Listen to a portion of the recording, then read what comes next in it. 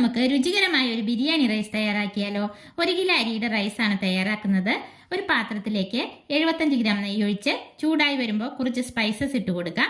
2 സവാള അരിഞ്ഞത് ഇട്ട് കൊടുത്ത് സവാളയ്ക്ക് ആവശ്യമായ ഉപ്പ് കൂടി ചേർത്ത് ഒരു ക്യാരറ്റ് ചെറുതായി അരിഞ്ഞതിട്ട് ഒന്ന് വാടി വരുമ്പോൾ പച്ചമുളകും ഇഞ്ചിയും വെളുത്തുള്ളിയും കൂടി ചതച്ചതിട്ട് നന്നായി വഴറ്റി കുറച്ച് മല്ലിയിലയും 1/4 ടീസ്പൂൺ മഞ്ഞൾപ്പൊടിയും ഇട്ട ശേഷം ഒരു 1/4 ടീസ്പൂൺ ഗരം മസാലയും 1 ടീസ്പൂൺ മുളക് പൊടിയും ചേർത്ത് മൂത്ത് വരുന്നവരെ ഇളക്കി കുറച്ച് ചിക്കൻ്റെ ഗ്രേവിയും ഒരു ചെറുനാരങ്ങയുടെ നീരും കൂടി ചേർത്ത് വഴറ്റി കൊടുക്കാം.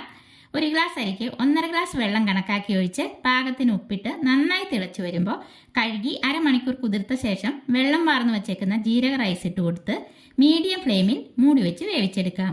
അരി വെന്ത് വന്നിട്ടുണ്ട്.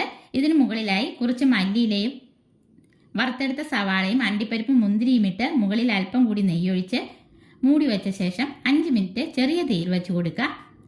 ശേഷം മൂടി തുറന്ന് നന്നായി മിക്സ് ചെയ്തെടുക്കാം. കുറച്ച് പൈനാപ്പിൾ കൂടി ഇട്ട് കൊടുക്കുന്നുണ്ട്. അങ്ങനെ നമ്മുടെ അടിപൊളി ബിരിയാണി റൈസ് ഇവിടെ റെഡി ആയിട്ടുണ്ട്.